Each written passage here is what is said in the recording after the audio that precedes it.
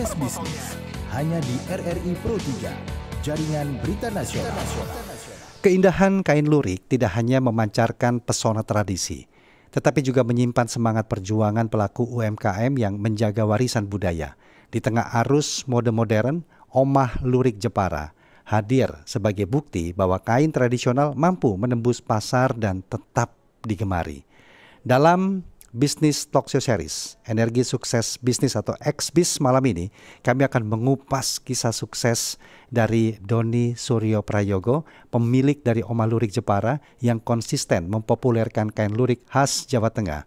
Dan tentu sudah hadir di Studio Pro 3, Coach Margeti Herwin yang nanti juga akan menyampaikan banyak hal. Coach Getty, selamat malam Coach. Selamat malam Bang Rudi. Kabar baik ya Coach ya? Kabar baik. Ya. Dan juga sudah bersama kami pemilik Omah Lurik Jepara dengan Pak Doni Suryo Prayogo di aplikasi Zoom. Pak Doni, selamat malam. Halo. Selamat malam Mas. Iya, apa kabar Pak Doni malam hari ini Pak? Alhamdulillah. Keadaan baik. Ya. Apa kabar Pak Doni, sehat ya Pak? Sehat semuanya, alhamdulillah Pak.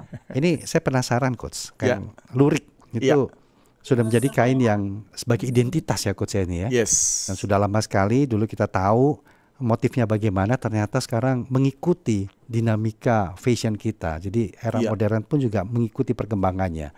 Dan nanti Pak Doni akan cerita banyak. Tapi Coach sebelumnya saya ingin ke Pak Doni dulu nih, penasaran nih. Sebenarnya gimana awalnya ini Pak Doni berdirinya Omah Lurik Jepara ini?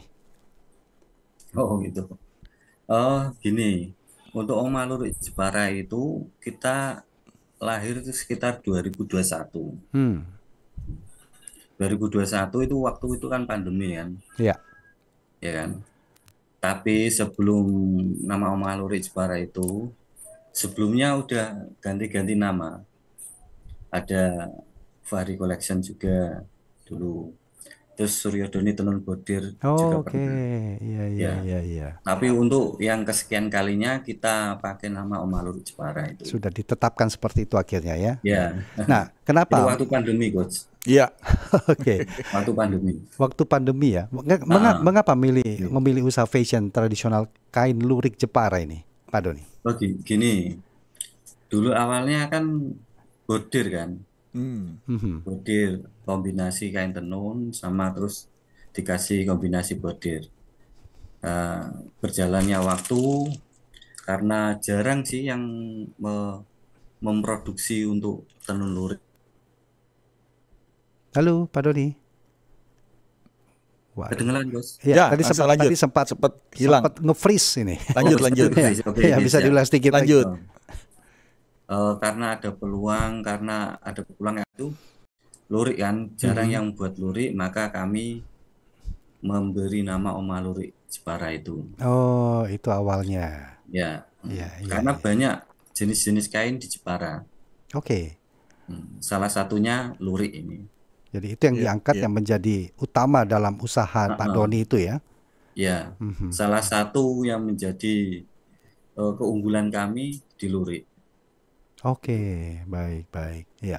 Kalau peluang penjualan kain tradisional lurik di wilayah Jawa Tengah seperti apa ini? Terutama di tengah persaingan yang semakin ya dikatakan ketat lah saat ini Pak Doni. Alhamdulillah sih untuk di Jawa Tengah ini lumayan bagus ya. Tapi kebanyakan lurik ini ada juga yang sampai di Toraja. Oh. Misal untuk motif Toraja nanti ya sesuai dari mereka. Sesuai adat mereka itu dibikin di Jepara. Biasanya untuk yang di Toraja itu antara atas sama bawah beda biasanya. Gitu. Yang di Toraja seperti itu ciri khasnya. Biasanya untuk baju-baju adat mereka. Ya, disesuaikan lah ya berarti dengan kearifan lokal masing-masing motifnya ya. Ya. Kita memproduksi itu hampir seluruh Indonesia. Oh. Ya. Misal itu untuk endek Bali, jenis endek Bali, untuk oleh-oleh yang ada di Bali, jenis endek Bali. Disesuaikan dengan motif endek Bali tadi. Iya, betul. Lombok juga, NTT, itu kebanyakan itu diproduksi di Trosong.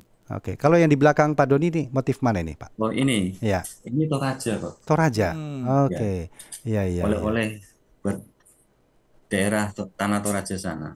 Iya iya. Iya. Itu pasar yang paling bagus itu di sana. Baik, menarik menarik.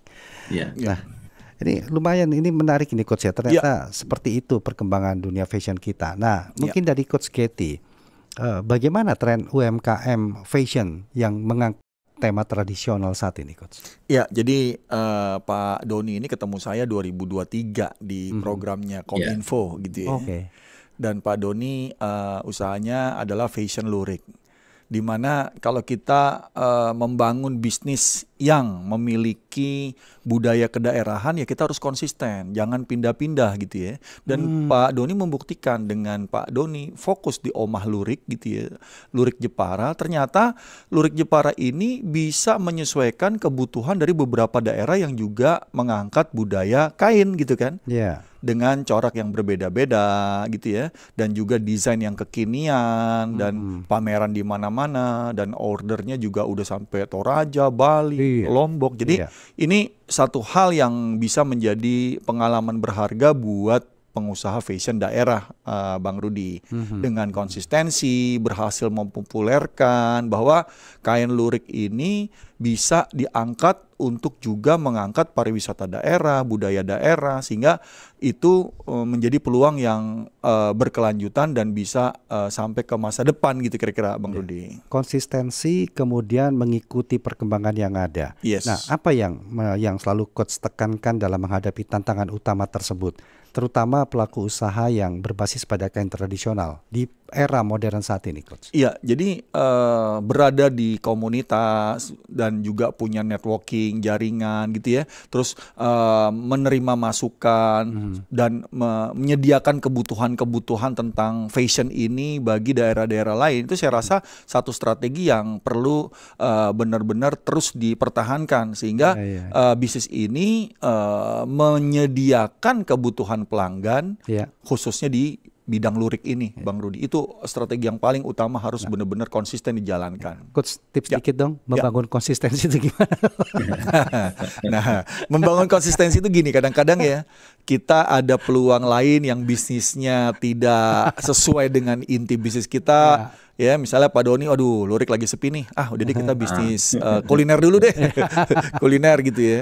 Nah ini namanya nggak konsisten nih, Bang Rudi. Jadi kalau misalnya konsisten, mungkin di area ini sepi, di daerah ini sepi, dicari lagi area mana gitu ya. Karena dengan digital nih sekarang mudah gitu ya, ikut pameran ini, terus ikut di dinas-dinas, mungkin kalau ada Dekranasda, ada dinas pariwisata, dinas perdagangan, itu kan mereka ada program terus. Jadi memang menjaga jaringan, networking gitu ya, menjaga hubungan dengan pemerintah daerah, itu menjadi satu hal strategi yang tadi. Wah, yang penting konsisten gitu. Itu dia. Sejak awal tadi Coach ngomong konsisten di tradisional berbasis kain. Nah, ini adalah sesuatu hal yang sangat penting ternyata, membangun konsistensi. Sebelum saya ke Pak Doni lagi, ke Coach Katie, sudah ada pendengar kita Pak, Ibu Dinda di Bogor. Bu Dinda, selamat malam. Malam, Bung Rudi. Iya Ibu Dinda, apa kabar Ibu? Malam Bu. Baik. Alhamdulillah. Ya. Ini baik kabar, Coach. Kabar baik Bu. Alhamdulillah. Karena di temanya ada ke ini ya, ke apa namanya, lurik gitu ya, kita sedikit berbahasa daerah gitu ya. Pak Doni, selamat malam. Ya, halo Pak Doni. Ya. Selamat malam. Ya, silakan Ibu Dinda. Ya. Iya tuh yang di belakang malam. Ya selamat malam. Yang di belakang Pak Doni itu bagus ya, Bung Rudi ya. Cantik banget itu Bu, motif kainnya. Iya.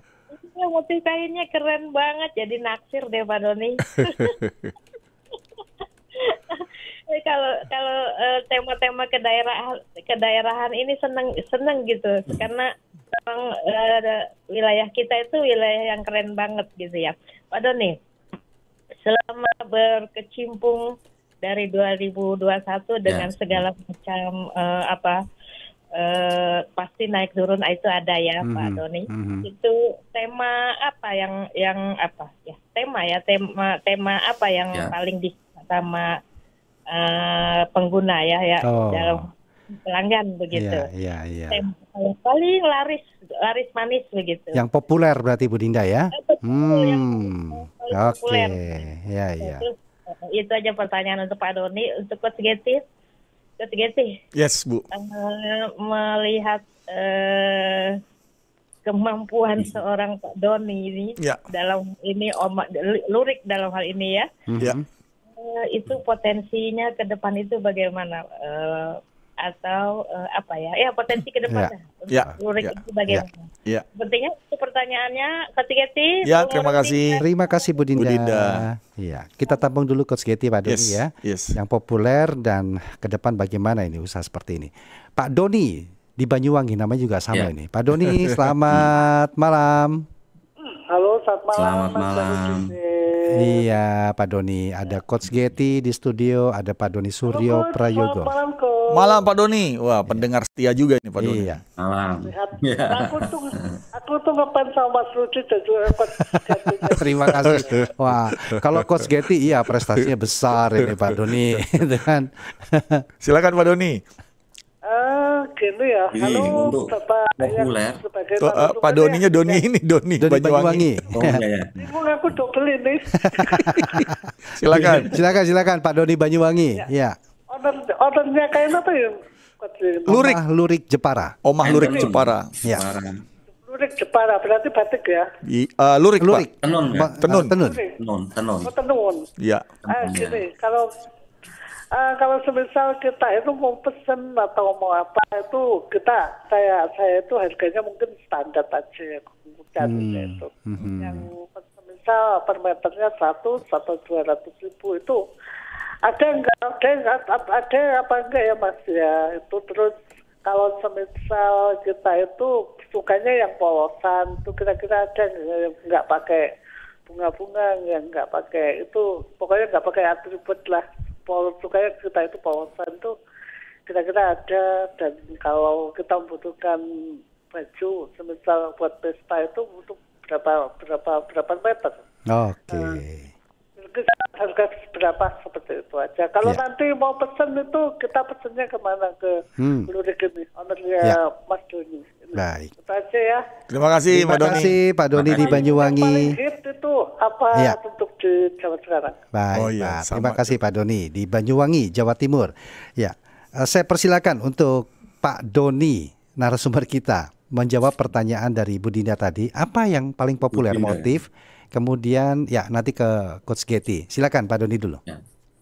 Untuk Bu Dinda ya tentang motif yang populer.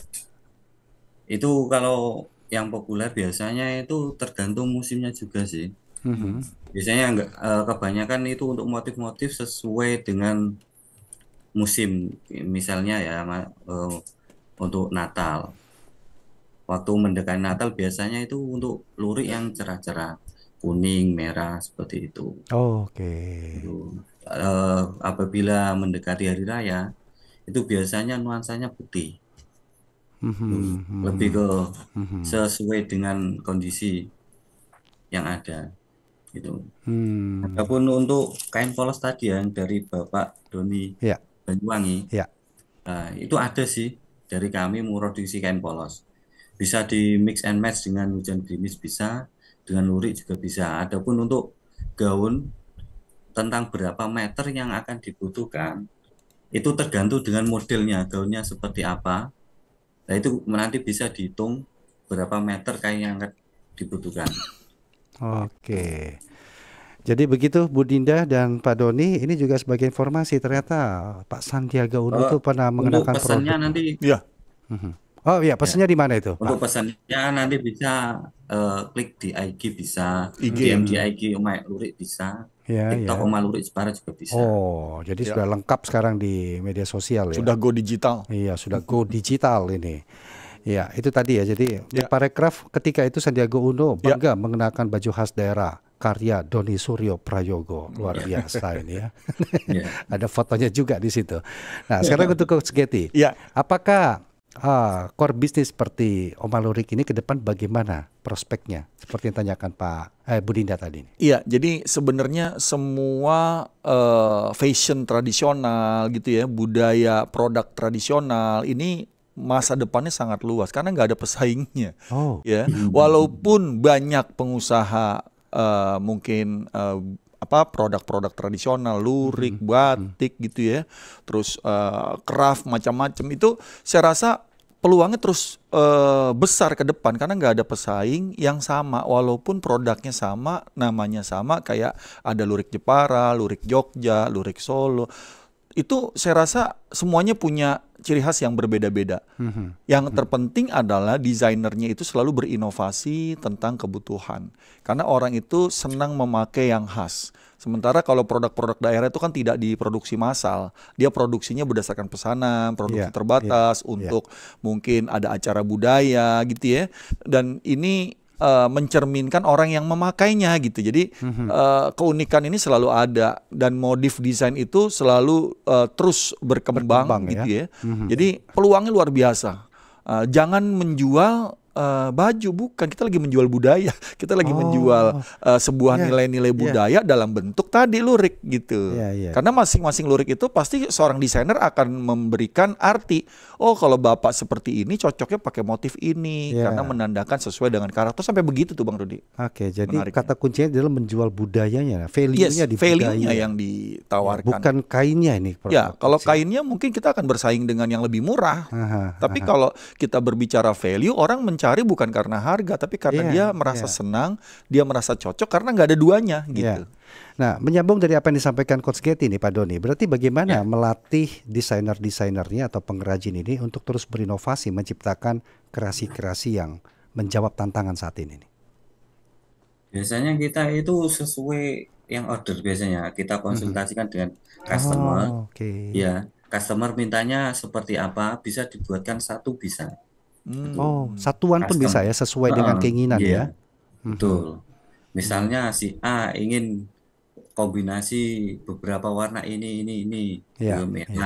Merah di atas, kuning di bawah, terus bawahnya lagi ada beberapa warna. Itu cuman satu potong saja bisa. Iya.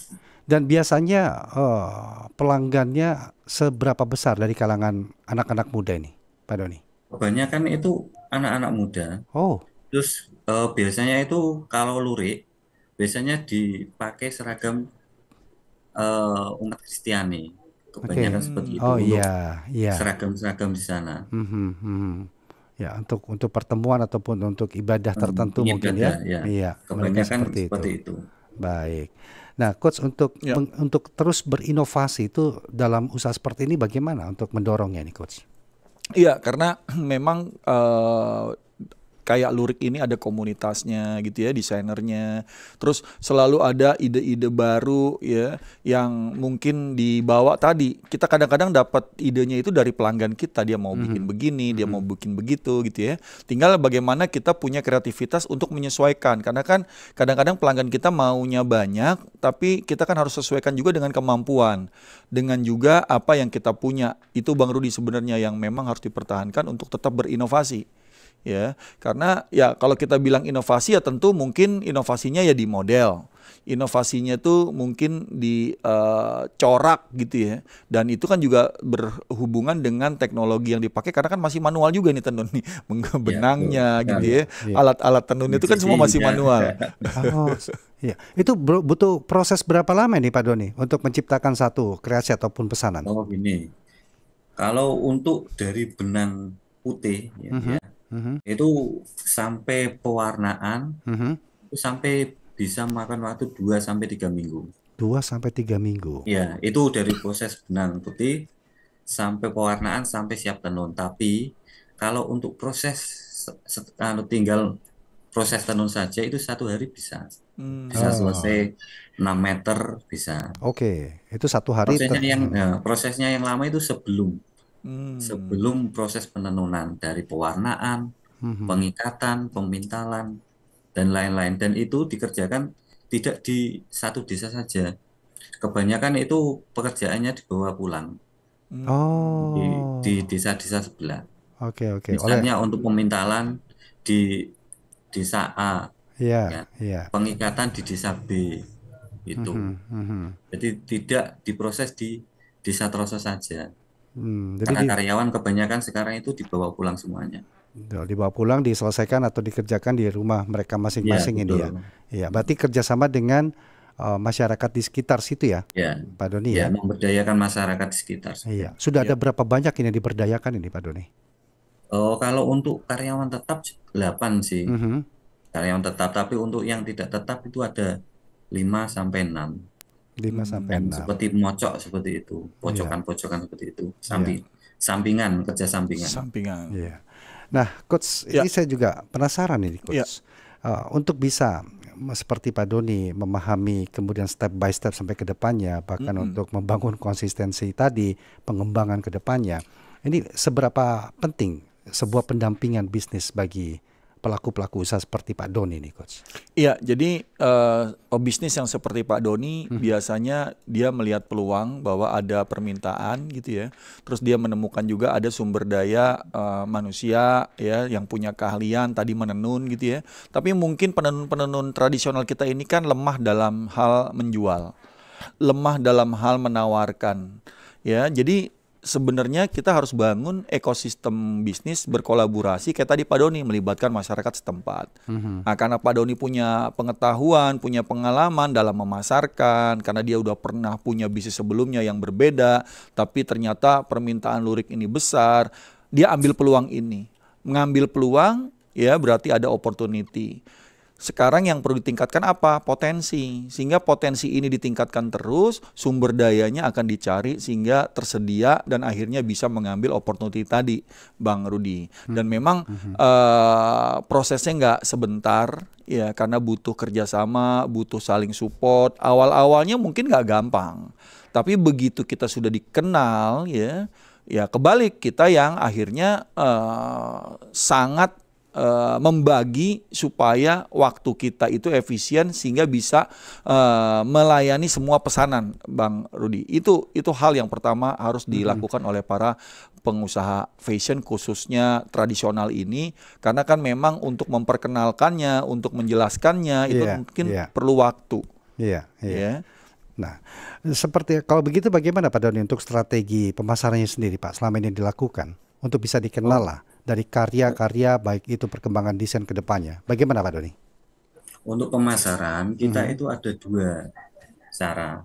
Satu, biasanya kebanyakan orang Troso itu pengepul di hari Kamis biasanya. Oke. Kita setorkan ke pengepul karena gajiannya untuk karyawan tenun itu kan tiap Kamis sore.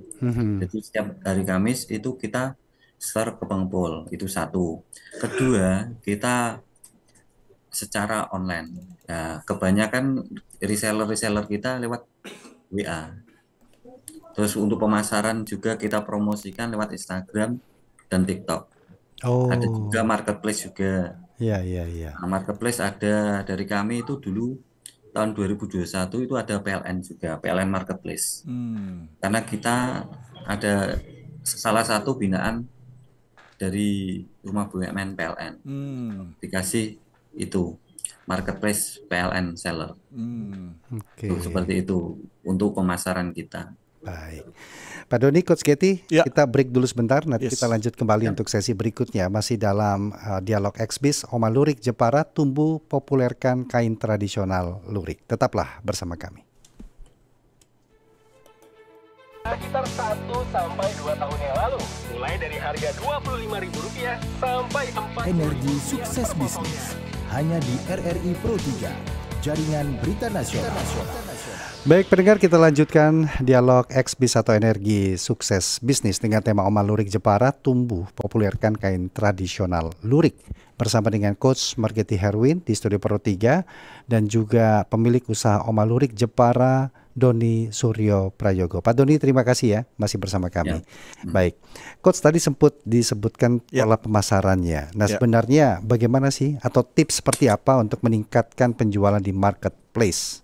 Iya. Seperti apa ini, Coach? Jadi produk tradisional ini kan sebenarnya bukan produk secara massal gitu ya. Kalau kita bicara marketplace berarti kita taruh produk kita di pasar online yang sangat besar di mana di situ segala macam ada gitu ya.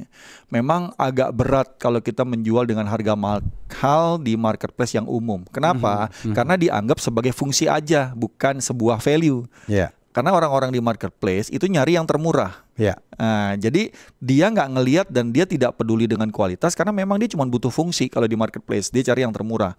Kadang-kadang kita sudah dapat produk yang sama, udah mau beli, ditawarin lagi ada yang lebih murah lagi gitu ya. Jadi perangnya itu sangat sangat besar banget perangnya gitu ya, sehingga jual dengan harga yang untungnya tipis. Nah, banyak UKM punya marketplace, sebenarnya mereka bukan untuk jual, tapi mereka untuk jual oke kalau ada yang beli, tapi mereka untuk dikenal dan dapat kepercayaan dari konsumen. Misalnya di Instagram, orang mau beli di Instagram. Nah, kadang-kadang tuh orang yang mau beli tuh takut, ini bener apa enggak. Kadang-kadang mereka bayar sejumlah uang dengan rekening yang tertera di Instagram atau di website, ternyata zonk. Ya, dia nggak dapat barangnya dan ternyata Instagramnya hilang, tidak jelas, produk yang dikirim tidak sama. Nah itu seperti itu. Cuma kenapa pertama kali beli orang itu nanya ada marketplace apa enggak? Orang pengen tahu ini bener apa enggak.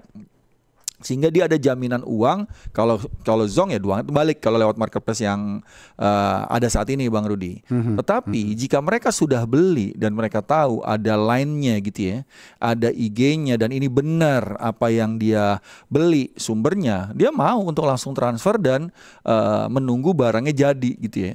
Biasanya mereka juga tanya, ini ada ininya nggak, showroomnya, ada tempat produksinya nggak, saya mau datang dong gitu ya. Nah ini komunikasi seperti ini ya tentu kita harus didik orang-orang online kita ya, customer relationship tim kita yang memang menjelaskan tentang produk, menjelaskan tentang mungkin lokasi. Karena kayak di Jepara, mungkin kalau orang ke Jepara karena serah dengan Omah Lurik Jepara, dia tanya, Omah Lurik Jepara showroomnya di mana di Jepara, saya ingin mampir gitu. Dan ini menjadi sebuah tujuan wisata gitu ya, kayak di Jogja yang paling sering. Jadi orang tuh memang sering beli, tapi begitu dia ke Jogja, dia tanya tempatnya di mana dan dia pengen datang ngelihat prosesnya ya, mereka foto-foto di showroomnya. Nah ini mungkin Omah Lurik Jepara juga menjadi tujuan nih, karena sudah banyak yang beli. Dan mungkin Pak Doni yang bisa jelasin nih, Bang Rudi, selain dari Instagram tadi, Bang Rudi. Oke, silakan. Mungkin ada platform lain yang digunakan juga untuk menjual ataupun melakukan aktivitas pemasarannya nih, Pak Doni. Silakan. Ya, sementara ini lebih yang paling banyak itu lewat WA ya. Lewat WA. Ya, nah, paling banyak. Karena itu transaksi kalau lewat WA itu lebih aman. Biasanya kan kalau DP 50% untuk proses kita, terus setelah selesai baru akan dikirim pelunasan. Kalau biasanya untuk marketplace seperti Orange atau apa itu memang kebanyakan itu persaingan harga yang sangat sadis itu, Coach. Iya, sadis. Iya kan? Memang kebanyakan itu untuk yang di marketplace kan memang tidak mencari value kan. Ya, carinya itu memang misal kain paling murah gitu kan. Iya. Saat ini ada showroomnya nggak, Pak Doni, di Jepara? Showroomnya ada? Penjualan kita di rumah sendiri loh, Coach. Rumah sendiri. Makanya dikasih nama Omah Lurik kan. Rumah. Dan produksi masih di rumah. Dan gitu. Itu kalau orang datang ke Omah Lurik Jepara, itu ada showroomnya ya? Ada orang datang bisa lihat produknya gitu ya? Bisa lihat tentang produksi dari pewarnaan bisa, menarik. pintalan bisa, apabila mencoba untuk alat tenunnya juga ada. Oh, itu ada yang kunjungan tuh, Pak Doni. Misalnya dari Dinas Jepara, beberapa ada. Dari Dinas Koperasi dan UKM Jepara juga sering ke sini. Disperindak Jepara juga sering. Kalau orang-orang dari Jakarta ada nggak? Nah, untuk yang luar kota masih belum. Wah, itu nanti saya populerin. Siap, gitu. Kebanyakan itu hanya dinas-dinas yang ada di Jepara. Iya, menarik. Ya. Ini ada cerita sedikit nih, Bang Rudi. Saya punya binaan yang di Jogja, tadinya cuma jualan, tapi saya bilang begini, orang ingin dapat customer experience. Karena gini, orang nawar sebuah produk, padahal produk itu buatnya susah. Kenapa nggak kita bikin orang datang suruh buat produk itu? Dia bilang susah juga ya. Jadi dapat customer experience, akhirnya dia menghargai harga produk tersebut dan mau membeli, Bang Rudi. Dan itu ternyata dihargai juga prakteknya, bahan-bahannya. Itu menarik karena datang 20 orang bukan cuma kunjungan ke toko, tapi mereka disiapin bahan untuk mereka membuat sesuai dengan kreasi mereka masing-masing. Ini Pak Doni mungkin juga bisa tuh, orang tadi bisa nenun kan gitu kan. Dia coba pegel juga nih nenun sehari. Cuman kan kalau untuk proses nenun sehari nggak mungkin selesai. Sebenarnya sehari nggak mungkin selesai. Nggak mungkin selesai untuk belajar ya. Iya, tapi dia minimum nenun itu sampai 2-3 minggu ya. Bisa. Minimum dia jadi tahu Pak Doni, wah bikinnya susah ya, makanya saya menghargai gitu. Tapi ada ya Pak Doni ya yang datang langsung ke Oma Lurik Jepara ini untuk melihat prosesnya, itu ada ya. Dan biasanya respon mereka bagaimana setelah melihat langsung ini Pak? Ya bisa mendapatkan value yang bagus toh. Karena kan proses dari awal benang putih menjadi yang bermotif itu kan tidak mudah dan tidak membutuhkan waktu yang lama kan. Iya. Nah, dan silakan. Tenaga kerja yang terampil. Oke. Nah, kemudian bagaimana Pak Doni juga turut membantu memberikan informasi ataupun bahkan edukasi menyebarkan budaya kain lurik ini kepada masyarakat lain mungkin. Seperti apa ini Pak? Oh ini, kalau kita biasanya untuk ada kegiatan misal keluar kota atau apa, kita selalu bawa produk-produk kita untuk memperkenalkan kepada orang-orang yang ada di forum tersebut biasanya. Dan apabila misal ya kita bawa ikat kepala atau apapun yang kecil-kecil, biasanya dikasih itu kok. Kasih free untuk mereka. Oke, jadi memperkenalkan budaya kita. Dikasih free seperti itu ya? Ya. Ada yang minta lebih nggak itu? Kalau minta lebih ya nanti beli kok. Oke, iya. Nah, Coach, mungkin saran ke depan atau sarapan bagi siapapun lah. Untuk bisa bertahan, agar pelaku UMKM bertahan di masa-masa persaingan seperti ini, kemudian membutuhkan sebuah inovasi-inovasi yang signifikan. Ini seperti apa sih Coach kuncinya? Iya, jadi kalau kita memproduksi produk tradisional ya jangan diem di kampung istilahnya. Kita keluar dari kampung untuk nawarinnya, kita keluar kota untuk menjelaskannya, kita berada di komunitas untuk menjelaskannya gitu ya. Jangan malu ya, Anda bisa daftar ke dinas, mungkin dinas perdagangan atau dinas koperasi atau ada Dekranasda kalau di daerah kota gitu ya. Itu kan dikelola sama ibu-ibu dari pejabat daerahnya. Itu selalu harus keluar supaya dikenal gitu. Kadang-kadang kita bagus membuatnya tapi kita pasif tunggu order ya. Tapi sekarang ini kalau kita bilang ngelihat anak-anak muda udah mulai menggandrungi produk-produk tenun gitu ya. Mereka pakai dengan atasan gitu ya, cover gitu ya, baju cover. Apa itu sekarang banyak karena mereka memiliki baju yang itu aja, tapi dengan dia punya cover baju yang beda-beda kelihatannya dia sangat fashion gitu ya. Nah itu digandrungi banget Bang Rudi sekarang. Jadi memang harus selalu keluar, bertemu orang baru, bertemu networking baru, jaringan baru, dan sekarang juga perlu ada jejak digital, foto gitu ya, foto produknya, jelasin story dari produk, itu akan lebih menarik dibanding produknya sendiri. Gitu. Iya, ini yang tertinggal ini Pak Doni. Sebagian besar pelanggannya itu laki-laki atau perempuan ini Pak? Nah, kebanyakan otomatis yang suka fashion cewek. Cewek ya. Oke, tapi memang banyak juga bisa yang dibilang oleh Coach Magadi Hervin, itu kan outer. Biasanya. Outer. Ya, oh iya. Biasa dipakai kan outer. Iya, outer. Outer kan luaran itu atau vest juga itu yang paling best seller itu. Oh iya, outer atau vest ini ya. Nah, tapi karena bukan itu kan, karena itu untuk vest, outer itu kan all size.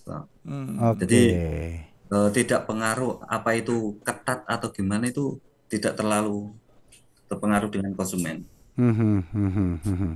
Dan tapi tidak menutup kemungkinan laki-laki pun bisa menggunakan motif-motif yang tersedia di situ ya. Biasanya dalam bentuk seperti apa sih ini? Kalau laki-laki, jas mungkin, kemeja. Kebanyakan kemeja. Jaket juga. Jaket. Jaketnya. Jaket itu adalah salah satu andalan kami. jaket ini. Ada nggak seperti bomber yang saya pakai ini nih? Ya, seperti itu, Bang Doni. cuman bahannya itu dari tenun. Wih, menarik nih. Ntar saya mau beli juga nih kalau ada nih. Ya, Sebagai informasi, marketplace-nya mungkin atau di media sosialnya di mana untuk bisa dilihat, dan harga kisarannya berapa sampai berapa ini, Pak Doni? oh gitu. Mhm. Untuk semua akun saya namai Oma Lurik. Oma Lurik Jepara. Semua Ya. apa? Lurik Jepara. Oma Lurik Jepara dari Instagram, Facebook ada, Shopee, di Padi UMKM juga ada Bismarket. Untuk pengadaan di dinas-dinas itu kan lewatnya Bismarket. Itu juga ada di situ. Kebanyakan namanya Oma Lurik. Adapun kisaran harga itu untuk yang ikat kepala itu dari 20.000 sudah bisa dibawa pulang. Bisa dibawa pulang. Ikat kepala ya. Iya. Sampai yang jaket bomber Ya. tenun itu 350 dari kami. Masih Masih Masih worth it. aman. terjangkau, Iya, aman. terjangkau dengan Masih harga aman. segitu. Iya. Iya. Nah, ke depan apa rencananya, Pak Doni? Ya karena kita kan di eranya digital ya. Mhm.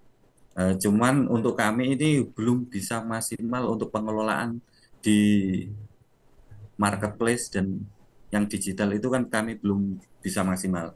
Dan kita ini masih dalam tahap belajar untuk yang digital itu. Otomatis kita akan memperbaiki di sektor itu. Karena untuk produksi, alhamdulillah di Troso itu tidak kekurangan barang atau bahan. Untuk pemasaran digital ini yang sangat kami butuhkan. Makanya untuk ada pelatihan atau apapun kita akan berusaha untuk mendaftar dan mendapatkan fasilitas itu supaya kita bisa memperbaiki mindset kita, pola pikir kita Ya. untuk menjadi yang lebih baik. Baik. Coach, sebagai penutup obrolan kita di XBiz episode kali ini, Iya. apa yang bisa disampaikan, Coach? Ya, sesuai tema kita hari ini, kalau Anda berbisnis khususnya menawarkan atau memasarkan atau mempopulerkan produk tradisional, konsisten. Ya, konsisten itu membangun branding, membangun produk, mengenalkan, mengedukasi, lakukan terus dengan planning yang terstruktur, Bang Rudi, sehingga orang melihat kita ini serius dan terbangun ya brand kita, akhirnya dikenal dan akhirnya orang membelinya sebagai produk yang mereka suka dan menjadikan collection itu, Bang Rudi. Coach Margeti Herwin, terima kasih banyak, Coach. Terima sudah kasih, Bang Rudi. hadir, Terima kasih, sudah Pak Doni. berbincang. Kita bertemu minggu Terima depan kasih, dengan tema Coach. yang Terima tema kasih. yang lain lagi. Dan Pak Doni Ya, Suryo Prayogo, terima kasih banyak, Pak Doni. Sukses Ya, terima untuk kasih usaha Oma Lurik Jeparanya.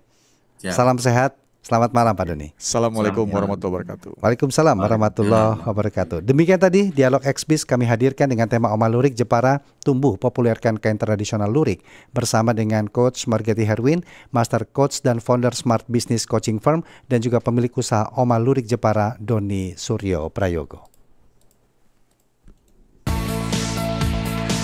Banyak UMKM di Kabupaten Natuna sekitar 1-2 tahun yang lalu. Mulai dari harga Rp25.000 sampai 4. Energi sukses bisnis hanya di RRI Pro 3, jaringan berita nasional.